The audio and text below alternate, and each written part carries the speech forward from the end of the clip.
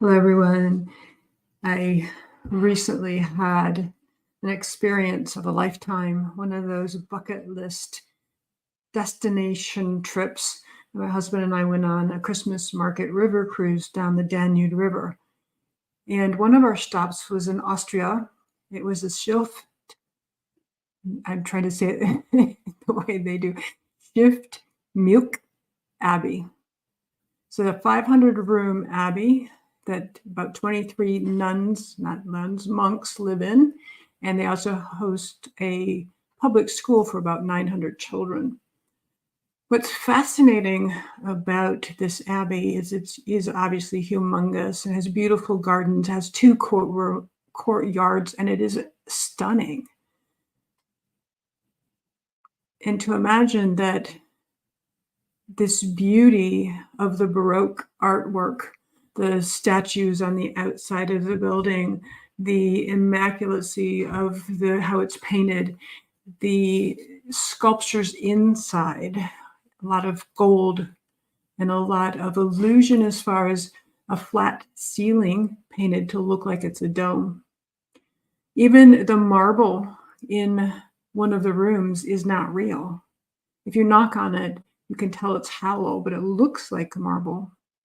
Our tour guide was really interesting as explaining to us why these abbeys were so beautiful, and these nunneries all over Europe are so beautiful and ornate and so elaborate, is for a couple of reasons. One, it was during the time when they were trying to show that there was heaven on earth and to bring heaven to earth through beauty. So artwork, sculptures, precious metals, precious gems. So that was part of the intention. The other part of the intention was to kind of keep the people in two categories. But what I didn't realize and what I thought was fascinating was that when royalty traveled, they traveled with a caravan and their entire staff. They even traveled with their furniture because they intended to stay in the next place for a long period of time. And these abbeys and nunneries became the Five Seasons Hotel for royalty. And the rooms were equipped and beautiful for royalty. So I found that fascinating. So along the way, they knew where all these were so they could travel to wherever the destination was, but taking many days, weeks, even months to stay in these abbeys or these nunneries. But what's also interesting, and I've used the word a couple of times, is the amount of illusion that was used in these abbeys. For in a 500 and some odd room building that all looked like it was decked out in gold, the tour guide showed us a statue. She said, this gold statue, if you look at it very closely, you'll see wood grain in the patterns, where it's actually carved out of wood and painted to look like gold. The marble, as I said, was an illusion. It was fake.